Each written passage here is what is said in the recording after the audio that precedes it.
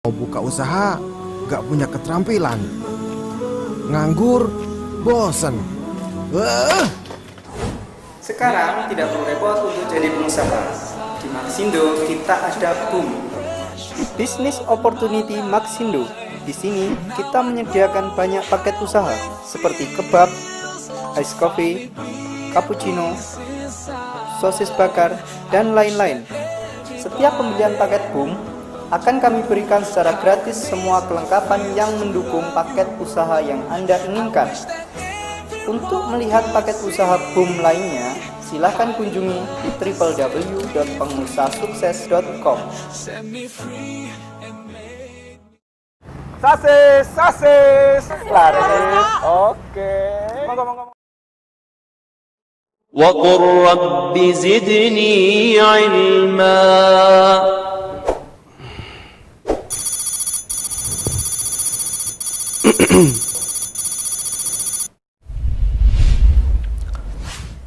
Bismillahirrahmanirrahim. Assalamualaikum warahmatullahi wabarakatuh. Innal hamdalillah nahmaduhu wa nasta'inuhu wa nastaghfiruh wa na'udzu billahi min shururi anfusina wa sayyiati a'malina. Man yahdihillahu fala mudilla lahu wa man yudlil fala hadiya lahu. أشهد أن لا إله إلا الله وحده لا شريك له وأشهد أن محمدا عبده ورسوله لا نبي ولا رسول بعده يا أيها الذين آمنوا اتقوا الله حق تقاته ولا تموتن إلا وأنتم مسلمون. أما بعد. Para pemirsa Niaga TV yang dimuliakan Allah Subhanahu wa taala, puji dan syukur kita panjatkan kehadirat Allah Subhanahu wa taala yang masih memberikan kita semua begitu banyak kenikmatan sehingga di pagi yang berbahagia ini kita kembali dipertemukan oleh Allah Subhanahu wa taala dalam rubrik Serambi Nabawi, melanjutkan pembahasan sebelumnya. Ma'asyiral muslimin, hadis nomor 252 dari Abi Mas'ud radhiyallahu taala anhu, beliau berkata, qala Bashir ibnu Sa'ad, telah berkata Bashir ibnu Sa'ad, ya Rasulullah, amarana an nusalli alaik. Allah Subhanahu wa ta'ala memerintahkan kami bersolawat kepada baginda, kepadamu ya Rasulullah. Fa kaifa nusalli alaik? Bagaimana seharusnya kami bersolawat kepadamu ya Rasulullah? Fasakat, maka beliau pun terdiam. Dalam riwayat beliau terdiam sehingga turunnya wahyu kepada beliau. Thumma qal, kemudian beliau alaihi salatu wassalam bersabda, qulu, apabila kalian hendak bersolawat kepadaku dalam riwayat di dalam salat-salat kalian, maka ucapkanlah, kata Rasulullah, Allahumma salli ala Muhammad وعلى آل محمد كما صليت على آل إبراهيم وبارك على محمد وعلى آل محمد كما باركت على آل إبراهيم في العالمين إنك حميد مجيد. Wassalamu kama alimtum. Hadis ini, ma'asyiral muslimin, diriwayatkan oleh Imam Muslim. Hadisnya sahih. Dalam riwayat Ibnu Khuzaimah, di dalamnya ditambahkan kalimat fa kaifa nusalli alaika idza nahnu sallayna alaika fi salatina. Ya Rasulullah, bagaimana seharusnya kami bersalawat kepadamu saat kami berada di dalam salat? Maka beliau menjawab sebagaimana yang tercantum di dalam hadis riwayat Imam Muslim, yaitu Allahumma salli ala Muhammad wa ala ali Muhammad kama sallaita ala Ibrahim wa ala ali Ibrahim wa barik ala Muhammad wa ala ali Muhammad kama barakta ala Ibrahim fil alamin innaka Hamidum Majid. Ma'asyiral muslimin, para pemirsa Niaga TV rahimakumullah. Para ulama berbeda pendapat tentang apa hukumnya membaca salawat di tasyahud yang terakhir. Sebagian ulama seperti Al-Imam Muhammad ibnu Idris Asy-Syafi'i, begitupun Al-Imam Ahmad ibnu Hanbal Asy-Syaibani rahimahumullahu jami'an, berpendapat bahwasanya bersalawat di tasyahud yang terakhir, baik itu di salat yang memiliki 2 rakaat atau yang memiliki lebih dari 2 rakaat, bertasyahud di dalamnya atau di rakaat yang terakhir wajib.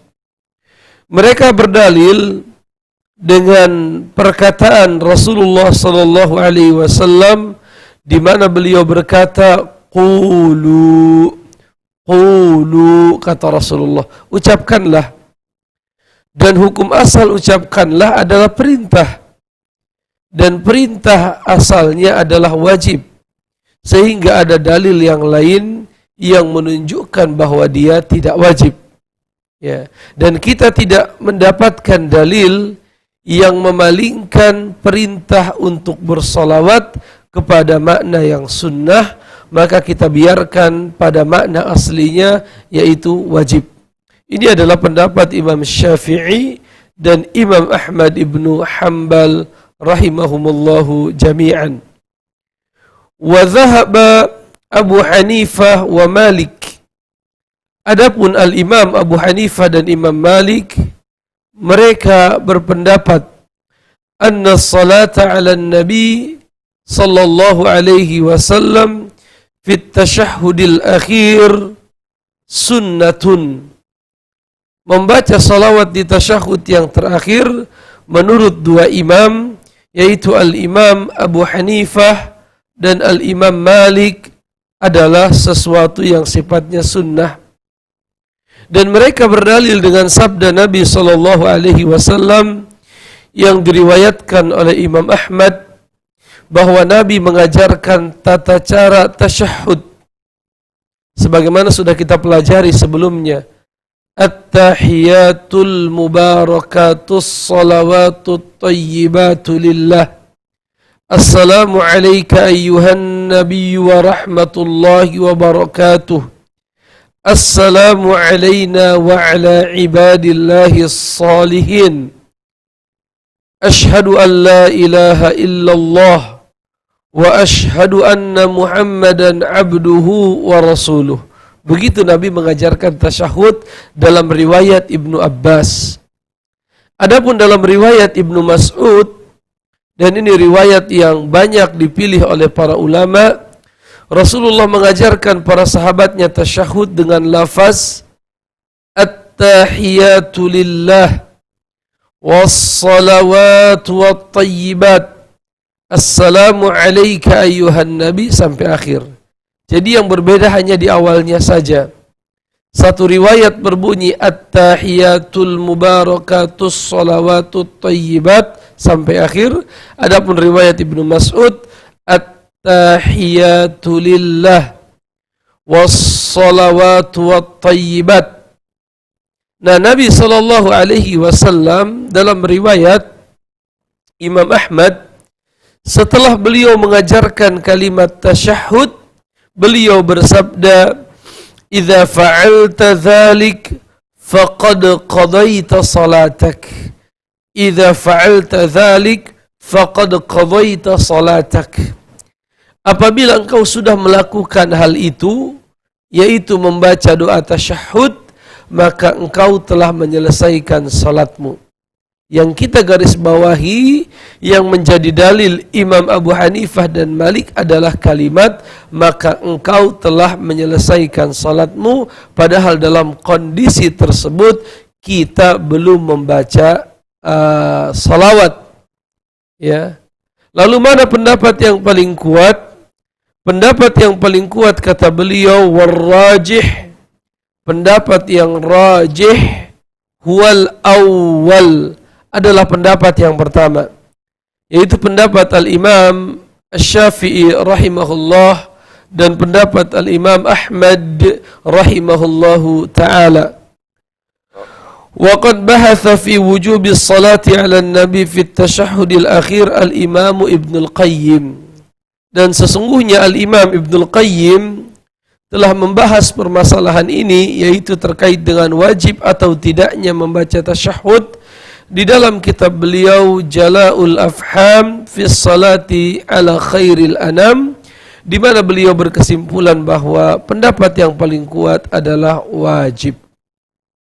Karena ma'asyiral muslimin rahimani wa rahimakumullah, sabda Nabi yang berkata apabila engkau telah membaca tasyahud, artinya engkau telah selesai melaksanakan salat, itu dipahami oleh sebagian ulama artinya bukan selesai, tetapi engkau sudah berada di akhir salat.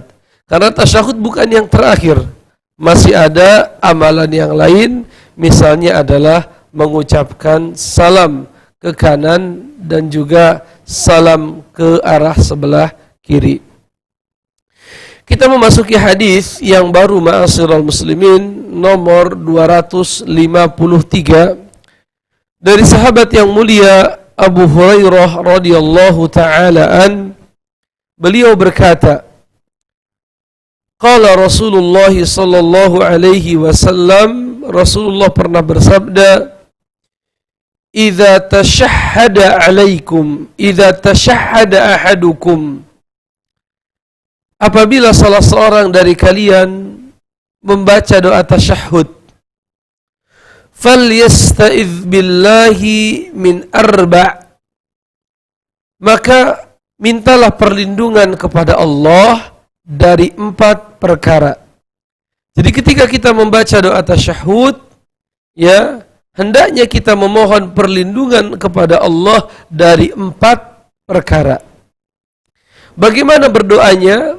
Rasulullah mengajarkan kita membaca doa, Allahumma inni a'udzu bika min azabi jahannam wa min azabil qabr wa min fitnatil mahya wal mamat wa min syarri fitnatil masihid dajjal. Hadis sahih riwayat Imam Al-Bukhari dan Muslim. Allahumma ya Allah, inni a'udzu bika min azabi jahannam. Aku memohon perlindungan darimu ya Allah atas azab neraka. Jadi kita memohon perlindungan kepada Allah agar Allah menjauhkan kita dari azab neraka. Wa min azabil qabri, begitupun ya Allah, kami memohon perlindungan kepadamu dari azab kubur. Dan ini adalah dalil Ahlus Sunnah wal Jamaah, bahwasanya ada yang disebut dengan azab kubur, ada pula yang disebut dengan nikmat kubur. Wa min fitnatil mahya wal mamat, dan kami berlindung kepadamu ya Allah dari fitnah selama kami hidup, yaitu fitnah yang menjauhkan kita dari Allah Subhanahu wa taala, yang menjauhkan kita dari beribadah kepada Allah Subhanahu wa taala. Wal mamat, dan kami berlindung kepadamu dari fitnah kematian, dari fitnah sakaratul maut, dari fitnah saat ditanya oleh para malaikat di dalam kubur. Wa min syarri fitnatil masihid dajjal, dan kami memohon perlindungan kepadamu ya Allah dari keburukan fitnah Dajjal. Tidaklah seorang nabi diutus oleh Allah Subhanahu wa taala kecuali memperingatkan umatnya dari bahaya Ad-Dajjal. Hadis sahih riwayat Imam Bukhari dan Muslim. Dalam riwayat Imam Muslim diberikan tambahan kalimat idza faragha ahadukum minat tasyahhudil akhir. Apabila kalian selesai membaca doa tasyahud akhir, yaitu berarti setelah kita membaca salawat, membaca tasyahud, disambung membaca salawat, baru disambung dengan membaca doa ini. Allahumma inni a'udzubika min azabi jahannam wa min azabil qabr wa min fitnatil mahya wal mamat wa min syarri fitnatil masihid dajjal. Ma'asyiral muslimin, para pemirsa Niaga TV yang mudah-mudahan dimuliakan oleh Allah Subhanahu wa taala. Tentunya hadis ini menunjukkan dan menegaskan disyariatkannya kita melakukan tasyahud yang terakhir. Dalam riwayat yang lain, ma'asyiral muslimin, dari sahabat yang mulia As-Siddiq, Abu Bakar As-Siddiq radhiyallahu taala an. Beliau bercerita, annahu qala li Rasulillah sallallahu alaihi wasallam, allimni du'aan ad'u bihi fi salati.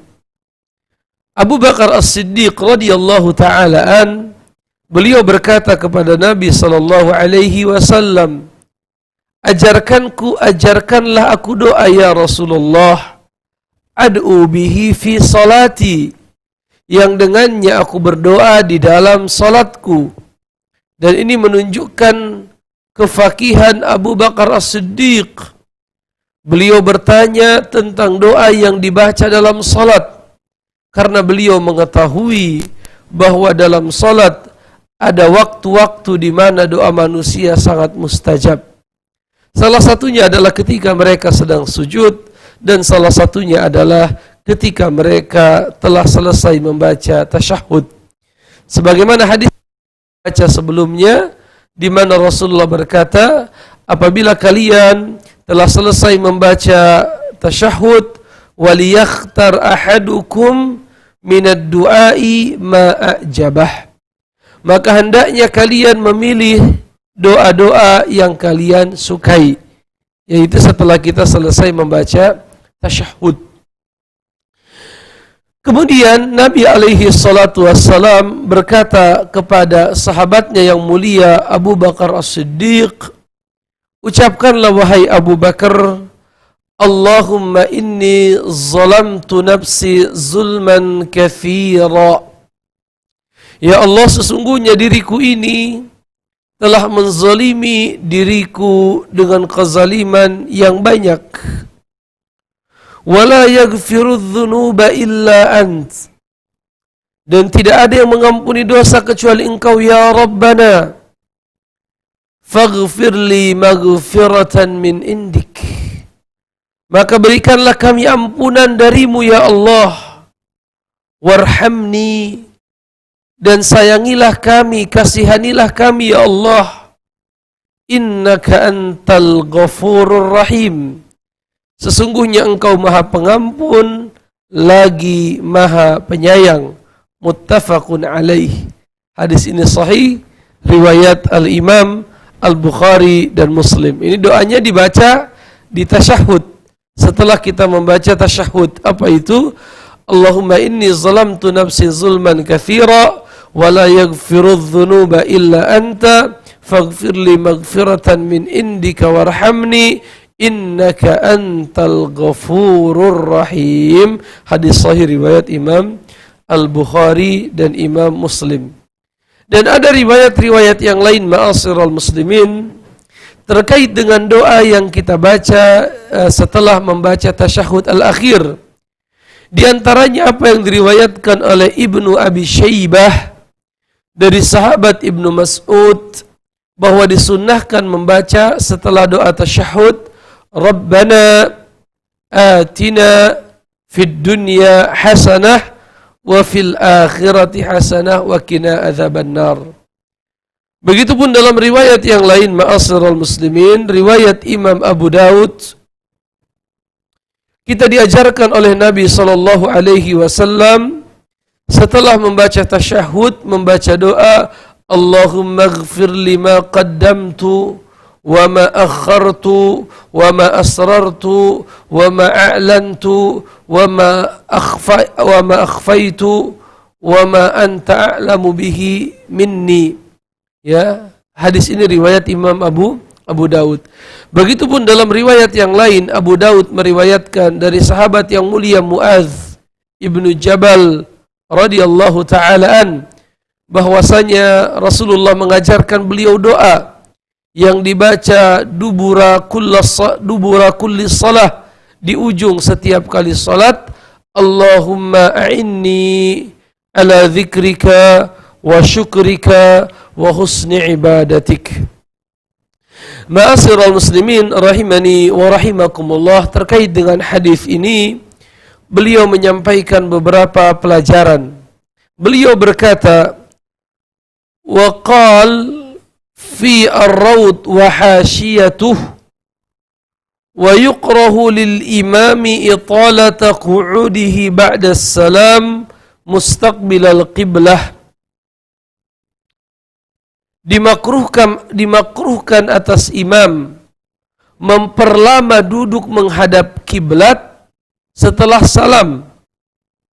Lima rawa Muslimun an Aisyah qalat. Hal ini berdasarkan hadis riwayat Imam Muslim dari Ummul Mukminin ibunda kita Aisyah, bahwasanya beliau berkata, Rasulullah itu tidak duduk setelah salat menghadap kiblat kecuali hanya ukuran beliau mengucapkan Allahumma antas salam wa minkas salam tabarakta ya dzal jalali wal ikram. Ya, setelah itu beliau langsung membalikkan badannya dan menghadapkan seluruh tubuhnya ke arah jamaah atau ke arah makmum. Jadi itu yang diajarkan oleh Nabi. Jadi setelah mengucapkan Assalamualaikum warahmatullah, Assalamualaikum warahmatullah, setelah itu apa yang dilakukan? Beliau membaca Allahumma antas salam wa minkas salam tabarakta ya dzal jalali wal ikram. Langsung beliau membalikkan badannya, mengarahkan dirinya ke arah makmum, orang-orang yang salat di belakang beliau. Lianna fi inhirafihi ila al-ma'mumina i'lanan bi annahu qad intaha min salatihi fala yantazir. Ya, karena dengan beliau memalingkan wajahnya ke arah orang-orang yang salat di belakang beliau, ini menjadi isyarat, menjadi alamat bahwasanya salat telah selesai dan mereka boleh pulang, boleh meninggalkan tempat salat. Kemudian diucapkan oleh Imam An-Nawawi rahimahullahu taala, anna adatahu sallallahu alaihi wasallam idza sarafa istaqbala al-ma'mumin jami'ahum biwajhihi.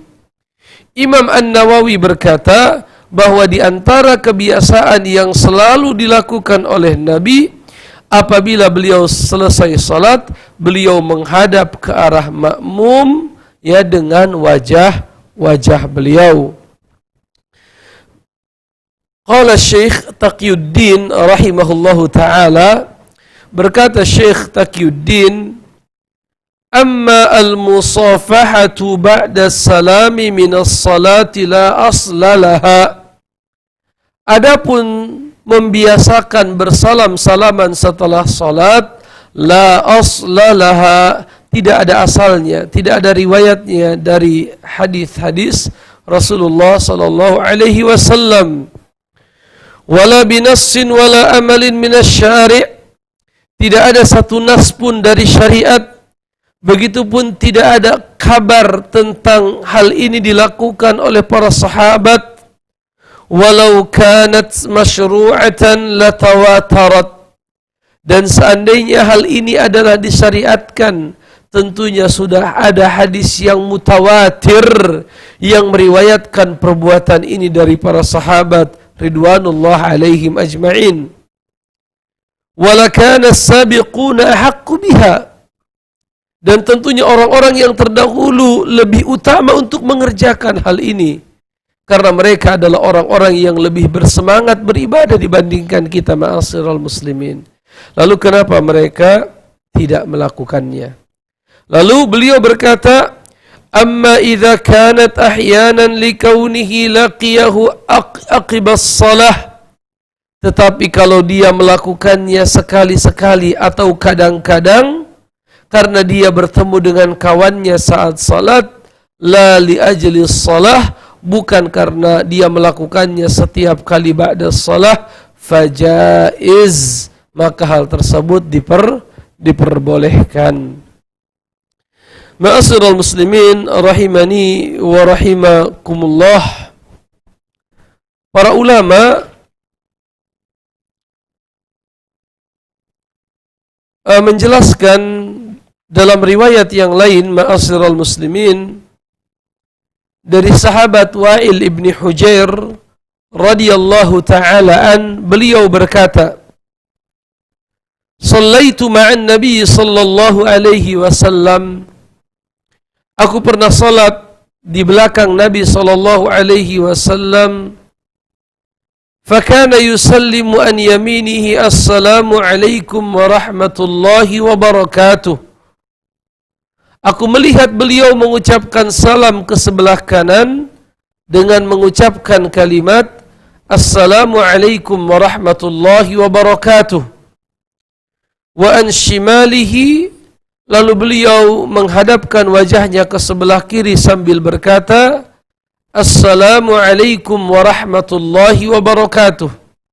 Hadis sahih riwayat Imam Abu Dawud.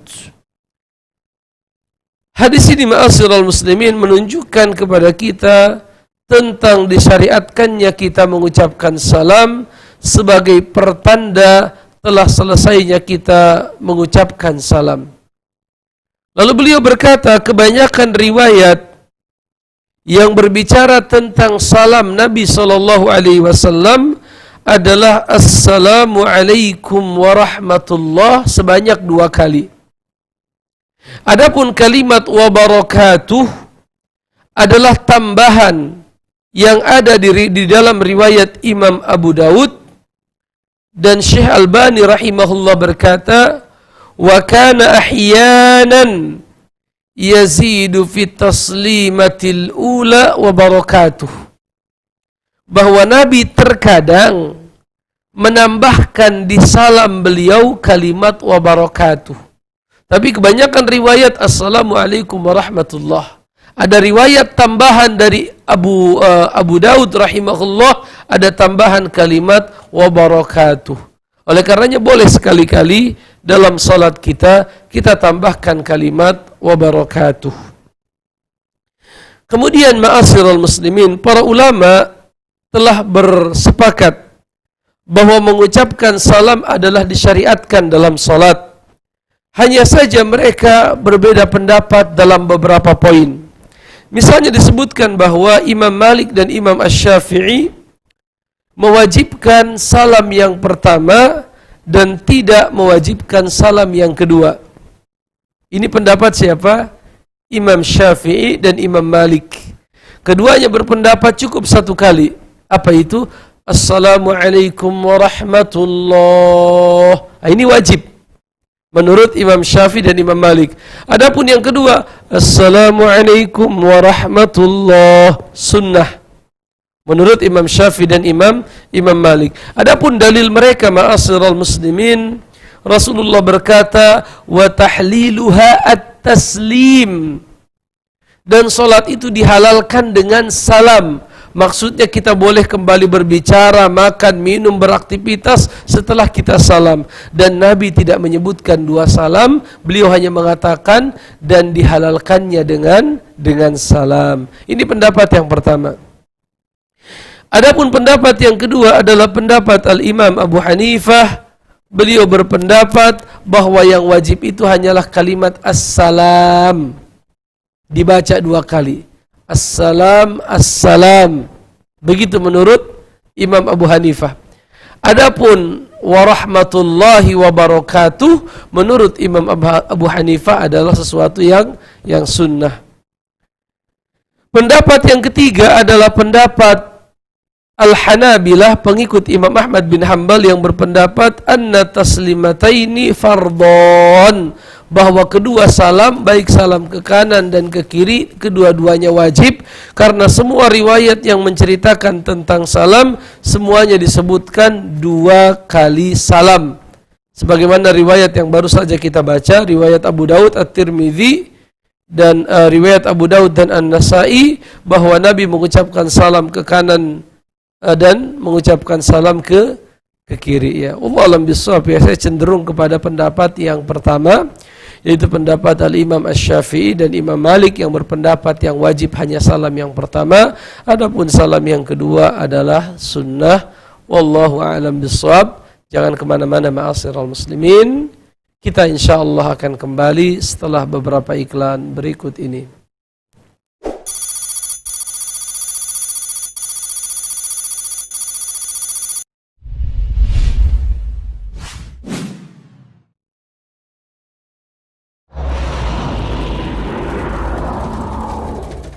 Ingin memasak aneka kuliner bakar-bakaran bersama dengan keluarga Anda? Maxindo punya jawabannya. Mesin pemanggang grill multiguna ARD GRL 88 Ardin. Dapat memanggang aneka olahan makanan mulai dari ayam panggang, daging sapi, ikan, dan makanan lainnya.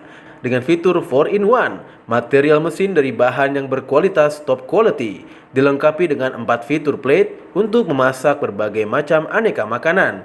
Piring panggangan untuk aneka daging, plate batu untuk memanggang, piring datar untuk membuat crepes, membuat pancake, dan menggoreng telur, serta fitur kuali kecil berhandle pengaman untuk aneka masakan lainnya. Konsumsi listrik lebih hemat, desain minimalis yang compactable, dilengkapi dengan knob kompor yang mudah digunakan, sangat mudah untuk perawatan.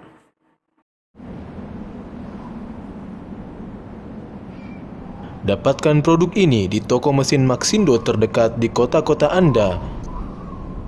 Kunjungi situs kami di www.maxindo.com. Maxindo, mesinnya pengusaha sukses. Investasikan usaha Anda secara cermat dan menguntungkan bersama Maxindo untuk kebutuhan sajian aneka kuliner panggangan seperti ayam panggang, daging bebek, dan aneka daging panggang lainnya. Gunakan mesin gas roti series pemanggang ayam vertikal tipe MKS GRS 88 Maxindo. Fitur terbaik di kelasnya, berbahan bakar gas LPG, desain mesin dari bahan stainless steel dan mild steel berkualitas. Dilengkapi dengan gantungan pada tray sehingga membuat proses memasak menjadi lebih mudah. Dilengkapi dengan fitur pemutar tray sehingga membuat daging yang dipanggang akan matang secara merata. Kapasitas hingga 12 ayam utuh yang bisa dipanggang sekaligus. Menggunakan etalase kaca dari material tempered glass yang tahan panas. Tingkat kematangan ayam dapat lebih mudah diamati. Proses pemanggangan akan lebih mudah, lebih cepat dibanding menggunakan oven pemanggang biasa. Mudah untuk perawatan dan pembersihannya. Dapatkan produk ini di toko mesin Maxindo terdekat di kota-kota Anda. Kunjungi situs kami di www.maxindo.com. Maxindo, mesinnya pengusaha sukses. Mesin pemanggang multiguna electric grill ARD GRL 77 Maxindo. Kini Anda bisa menyajikan aneka olahan makanan dengan cara dipanggang seperti ayam panggang, daging sapi, menggoreng telur, crepes, dan aneka makanan lainnya dengan cara yang lebih mudah, efisien, dan hemat tenaga. Dengan fitur 5-in-1, mesin ini terbuat dari material top quality yang food grade, mudah dioperasikan dengan 5 fitur plate untuk memasak, piring panggangan, piring batu, piring datar untuk membuat hot cake dan crepes, plate dengan cetakan kecil untuk membuat pancake atau menggoreng telur, dan kuali kecil yang dilengkapi handle pengaman untuk memasak aneka makanan lainnya. Konsumsi listrik lebih hemat, sangat cocok pada penggunaan di rumah tangga Anda. Portable dan mudah juga untuk dibersihkan. Dapatkan produk ini di toko mesin Maxindo terdekat di kota-kota Anda. Kunjungi situs kami di www.maxindo.com. Maxindo, mesinnya pengusaha sukses.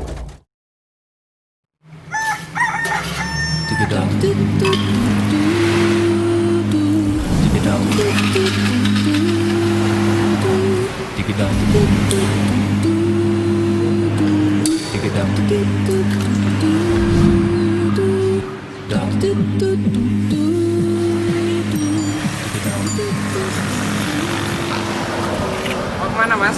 Ini mau ngelamar kerja. Oh mau ngelamar kerja. Ya udah mas, jalan ya.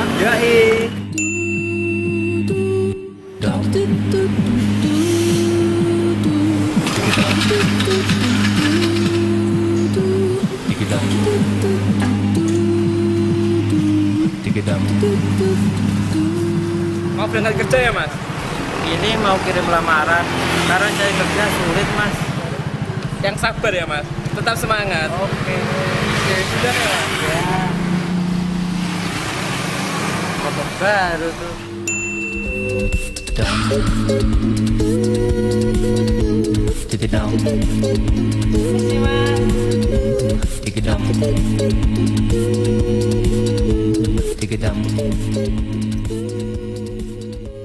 Maxindo, mesinnya pengusaha sukses. وقل رب زدني علما.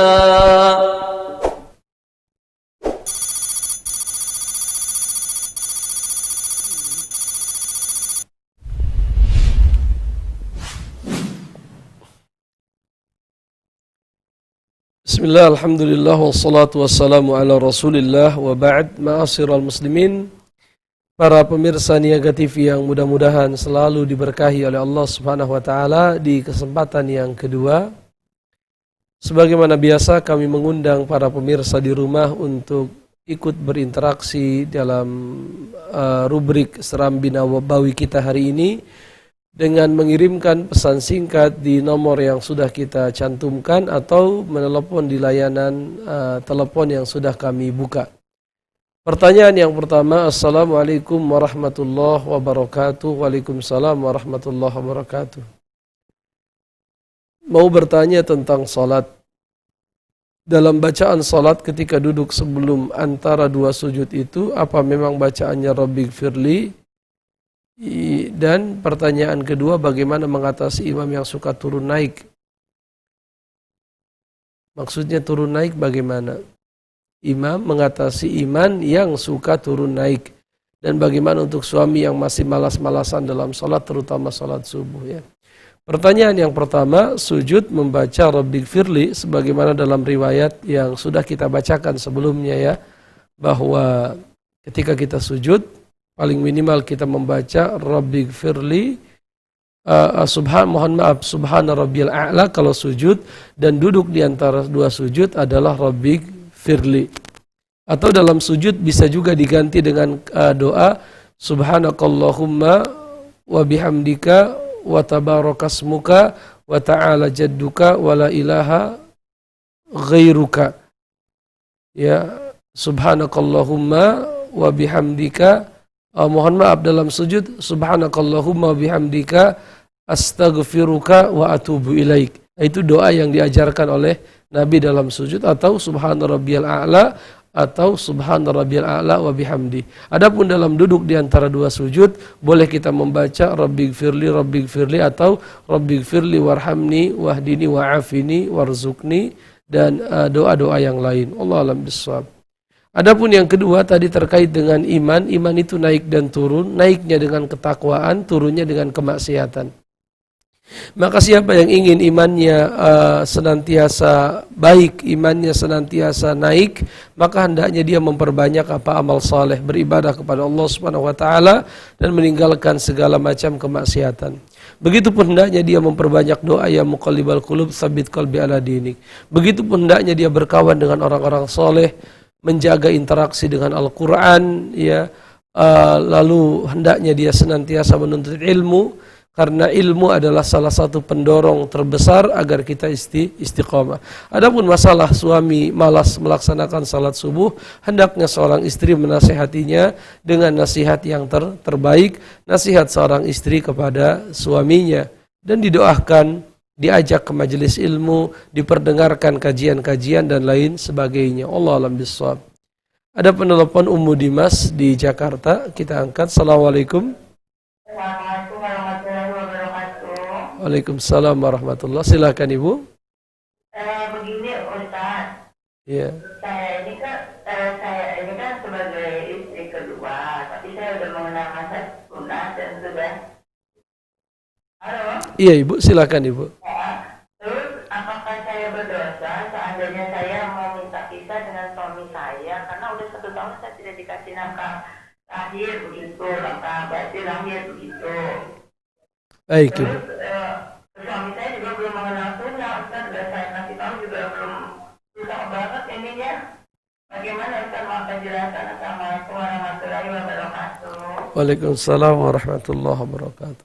Wallahu alam bisawab, ya, dalam Islam apabila seorang suami tidak memberikan hak-hak yang wajib kepada istrinya dalam waktu yang ditentukan, misalnya sebagian ulama berpendapat 4 bulan, ya, lebih dari 4 bulan sebagaimana terjadi pada masa Umar ibn Khattab, ya, para lelaki berangkat berjihad ke negeri Syam, berjihad ke negeri Furs, berjihad ke Mesir dan lain sebagainya, sehingga dahulu Umar ibn Khattab memberikan peraturan di mana tentara itu harus kembali ke rumahnya setiap 4 bulan sekali untuk memberikan haknya, hak-hak istrinya, khususnya terkait dengan perkara yang sifatnya batin, ya, perkara yang sifatnya kebutuhan biologis.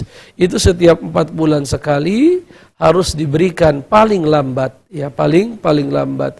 Apabila tidak diberikan, ya, apalagi dalam waktu yang lama seperti yang Ibu alami 1 tahun, tidak diberikan nafkah dalam arti materi dan tidak juga diberikan nafkah dalam arti biologis, Allah alam bisawab, tidak masalah Ibu meminta diceraikan oleh suami, ya, meminta khulu kepada suami, ya. Ini diperbolehkan dalam Islam. Walaupun hendaknya kalau seandainya masih bisa kita menasehati suami dengan cara yang baik, ya, berbicara dengan cara yang baik, ya, mudah-mudahan ada jalan keluar. Tetapi kalau suami tetap tidak mau memberikan hak, maka dalam kondisi ini istri boleh menuntut bercerai, ya.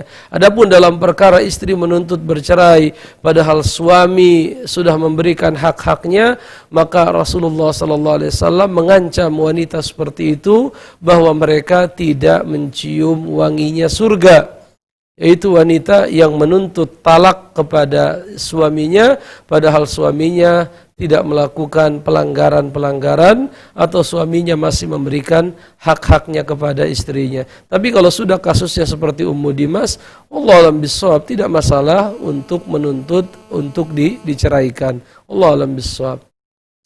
Ada pertanyaan dari telepon. Assalamualaikum. Terputus. Pertanyaan yang kedua dari pesan singkat. Assalamualaikum. Waalaikumsalam warahmatullahi. Hamba Allah di Semarang. Apakah tahun baru Islam diperingati ada tuntunannya? Tempat saya setiap tahun baru Islam selalu memperingatinya dengan mengundang ustadz. Wallahu alam bissawab, ya, tidak ada kita mendapatkan satu hadis pun dari Rasulullah SAW yang menjelaskan bahwa beliau dan para sahabat menjadikan tahun baru Islam sebagai peringatan.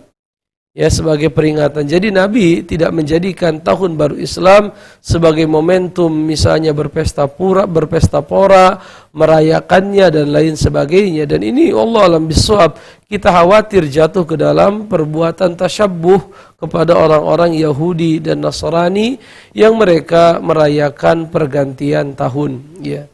Adapun kalau yang dimaksud dengan perayaan bahwa kita misalnya mengingat bahwa ini adalah tanggal 1 Muharram, kita membuat pengajian lalu kita undang ustadz untuk menjelaskan bagaimana Nabi hijrah, bagaimana apa saja pelajaran-pelajarannya, bagaimana perjalanan hijrah beliau, Allah alam bisawab, tidak masalah. Karena setiap waktu itu memiliki tema. Kalau kita Ramadan ya kita membaca ya ayyuhalladzina amanu kutiba alaikumusiyam, kita sampaikan kepada umat. Tidak mungkin di bulan Ramadan kita menyampaikan ceramah apa misalnya walillahi 'alan nasi hijjul baiti man istata'a ilaihi sabila, yaitu ayat tentang haji. Tidak. Di bulan Ramadan berbicara tentang Ramadan. Di bulan Zulhijjah berbicara tentang keutamaan Zulhijjah. Di bulan Muharram, bulan apalagi misalnya bulan Sya'ban berbicara tentang bulan Sya'ban. Ya bulan Muharram berbicara tentang Muharram. Kita undang ustadz yang berilmu, yang memiliki akidah yang kuat, memiliki ilmu yang luas. Biarkan beliau menyampaikan bagaimana Rasul hijrah, apa pelajarannya, apa faidahnya, bagaimana aplikasinya dalam kehidupan kita. Kalau itu maksudnya silahkan saja, tidak masalah. Tapi kalau berpesta pora, menyalakan api, tidak ada faidahnya ma'asyiral muslimin. Berkeliling menyalakan api unggun, ya tasyabbuh dengan orang-orang Majus, ya orang-orang yang menyembah api. Tidak ada kaitannya Muharram dengan menyalakan api. Ya, Allah alam bisawab. Ada Rizal di Medan. Assalamualaikum.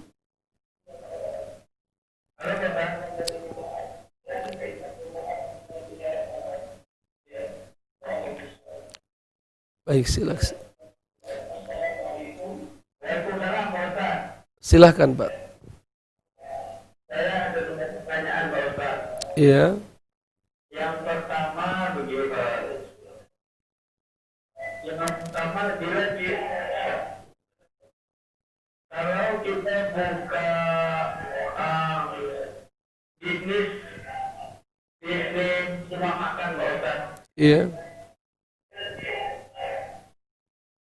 Baik.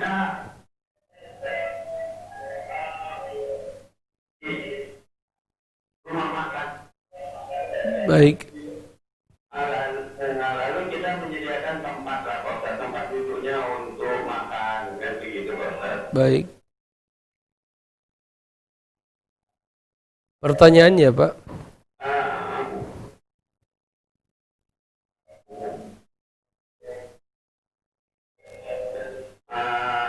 Konsumennya kadang kan ada orang kantoran, ada muda-mudi Pak Ustaz. Baik.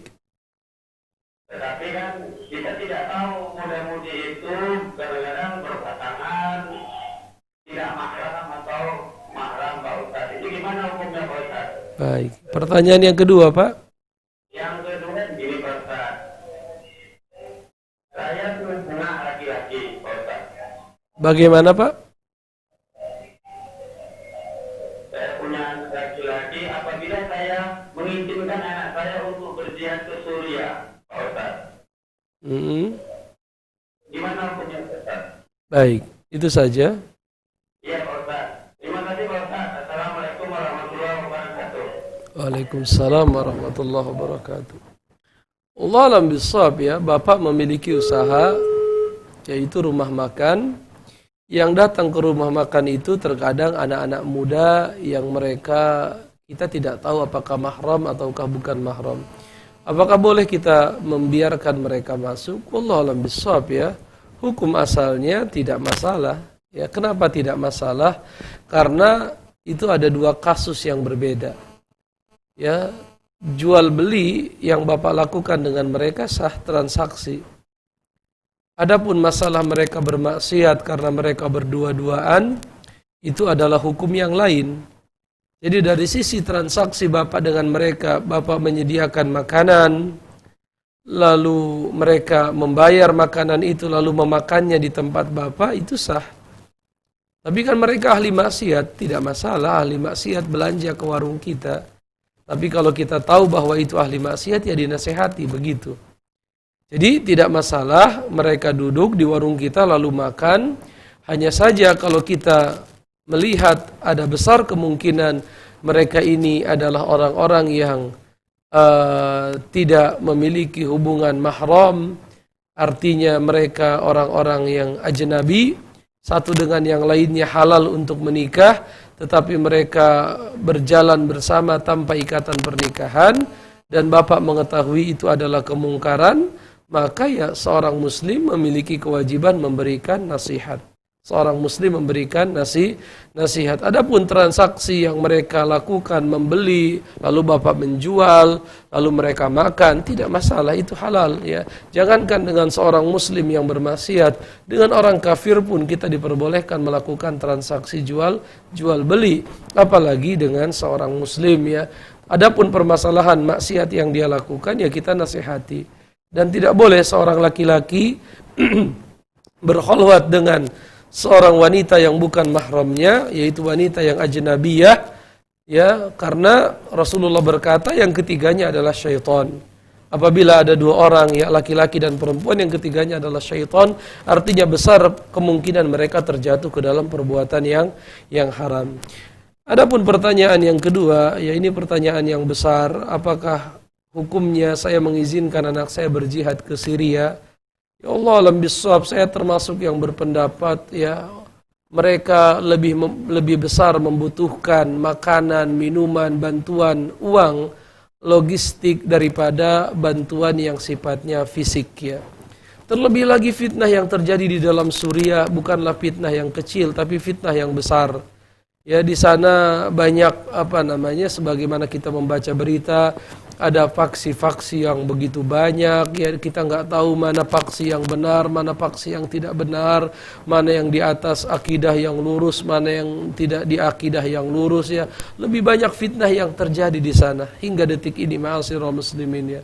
Oleh karenanya kita lebih kepada dukungan berupa doa, berdoa kepada Allah, lalu kita mendukung dari sisi misalnya media, kita memberitakan apa yang sebenarnya terjadi di sana, bagaimana penderitaan kaum muslimin di sana. Lalu kalau Allah memberikan kita kelapangan rezeki, kita berikan sebagian untuk pengungsi-pengungsi di sana, itu jauh lebih berfaedah daripada kita mengizinkan anak kita untuk berjihad di bawah bendera siapa berjihad, jihadnya melawan siapa. Jangan-jangan dia berjihad melawan saudaranya sendiri, muslim dengan muslim, sering terjadi. Saya termasuk orang yang sering membaca berita dari sana, artinya berita dari dunia Islam secara umum, Rohingya atau dari misalnya dari Somalia, kita baca berita-beritanya ya, dan ini beritanya banyak sekali di media-media ya, baik nasional atau internasional, dan kita akhirnya berkesimpulan lebih banyak fitnahnya ketika seorang anak bapak izinkan ke sana. Lebih baik bapak utus dia ke Jakarta atau ke tempat-tempat di sana ada pusat-pusat menuntut ilmu, biarkan dia jadi alim, orang yang hafal Quran, hafal hadis Nabi SAW, biarkan dia kelak menjadi pemberi peringatan kepada umatnya tentang pentingnya kembali kepada Islam ya, karena kemuliaan agama kita ini tidak akan kembali kecuali dengan kembalinya umat ke dalam agama Islam. Lebih baik bapak jadikan anak bapak ke arah sana ya, jadikan anak bapak itu ke arah sana, ke orang yang berilmu, orang yang alim ya, karena tadi fitnahnya sangat besar sekali, sulit kita sampaikan di tempat ini, tetapi fitnahnya sangat besar ya, kondisinya serba tidak jelas, terkadang satu pasukan menyerang pasukan yang lain, padahal sama-sama sunni, sama-sama ahlu sunnah wal jamaah, sama-sama misalnya melawan satu kelompok yang sama, tetapi mereka berperang, saling bunuh dan lain sebagainya. Ini lebih besar fitnahnya daripada kemaslahatannya ya. Lebih baik biarkan dia nuntut ilmu di Indonesia ini agar dia bisa memberikan manfaat untuk umatnya, untuk bangsanya, agar bangsa ini berjalan ke arah yang lebih baik ke depannya insyaallah. Allah alam bissawab. Pertanyaan yang selanjutnya, Assalamualaikum Waalaikumsalam warahmatullahi. Apakah boleh kita berdoa di dalam tasyahud akhir dengan memakai bahasa Indonesia? Ini sudah sering kita bahas ya. Menurut Imam Malik tidak boleh ya. Menurut Imam Malik tidak boleh kalau saya tidak salah. Menurut Imam Abu Hanifah makruh. Ya makruh artinya boleh tapi makruh, dan menurut Imam Syafi'i boleh. Dan ini pendapat yang kuat yang saya ketahui selama ini berdasarkan keumuman firman Allah Subhanahu wa taala, ud'uni astajib lakum, berdoalah kepadaku aku kabulkan, dan berdasarkan sabda Nabi, liyakhtar minad du'ai ma'ajabahu, hendaknya dia memilih doa yang dia inginkan. Yang saya ketahui boleh, itu pendapat Imam Asy-Syafi'i. Wallahu a'lam bishawab.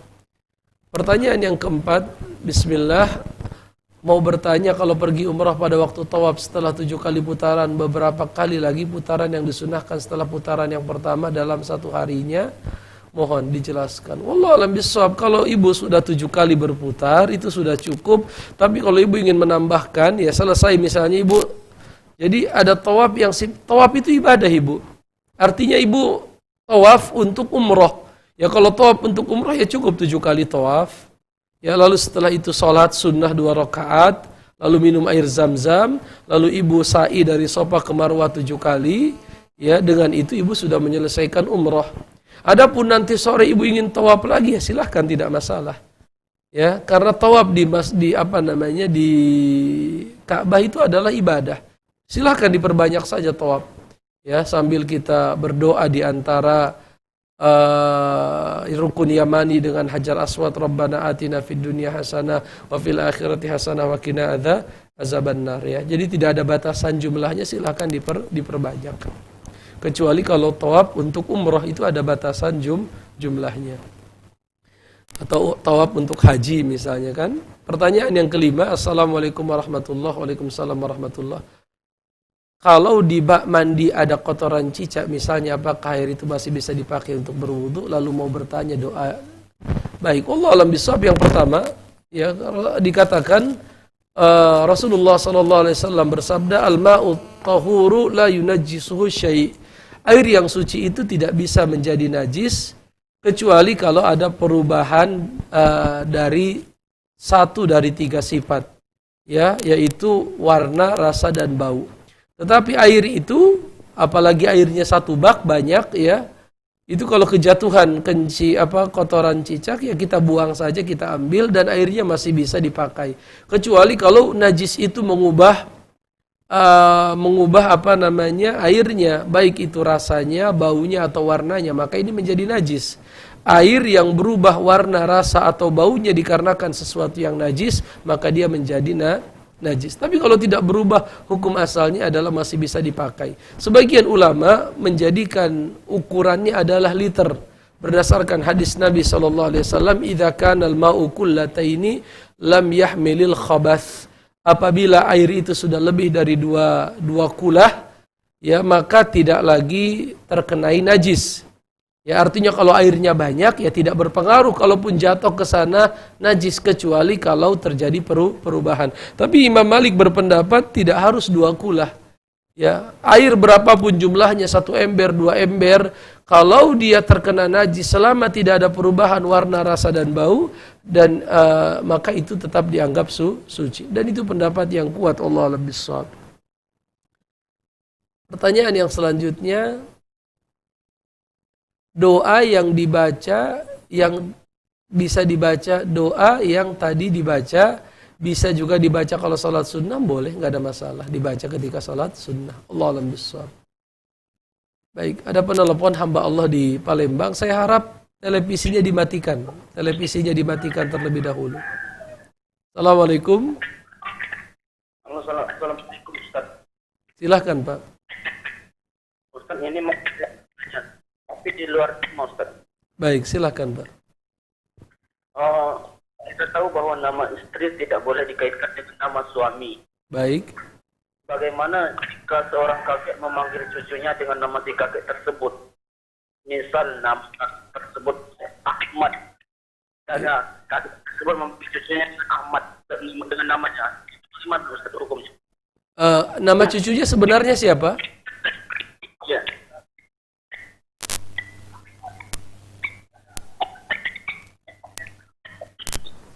Baik.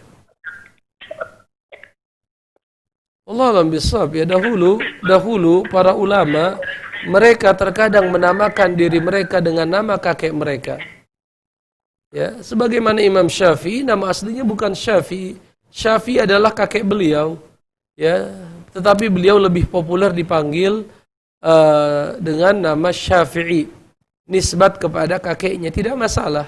Nama asli beliau adalah Muhammad ibnu Idris Asy-Syafi'i. Asy-Syafi'i nama kakek kesekian, saya lupa kakek keberapa beliau, ada namanya Syafi'i.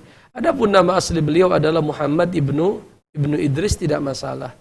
Ya, tetapi kalau kita katakan misalnya Fatimah Ilyas, ternyata Ilyas ini nama suaminya, bukan nama ayahnya, tidak boleh. Ya, nama kedua itu adalah nama ayah. Fatimah misalnya Fatimah Hasan, Hasan nama ayahnya boleh. Tapi kalau Fatimah Ilyas ternyata Ilyas nama suaminya, tidak boleh. Allah berfirman dalam surat Al-Hasyr, ud'uhum li'abaihim, panggillah mereka dengan nama bapak mereka. Ya, huwa aqsatu indallah, itu lebih adil di sisi Allah Subhanahu wa ta'ala. Allah alam bissawab. Jadi kalau kita menamakan anak kita dengan nama kakeknya, atau dengan nama buyutnya, atau dengan nama kakeknya yang kesekian, ada ulama, kakeknya yang ke-10 adalah ulama, kita namakan ke nama anak kita, tidak masalah. Ya, Allah alam bissawab. Ini yang bisa kita bahas. Yang benar semuanya datang dari Allah, yang salah datang dari kita sebagai manusia. Subhanakallahumma bihamdika asyhadu an la ilaha illa anta astaghfiruka wa atubu ilaik. Assalamualaikum warahmatullahi wabarakatuh.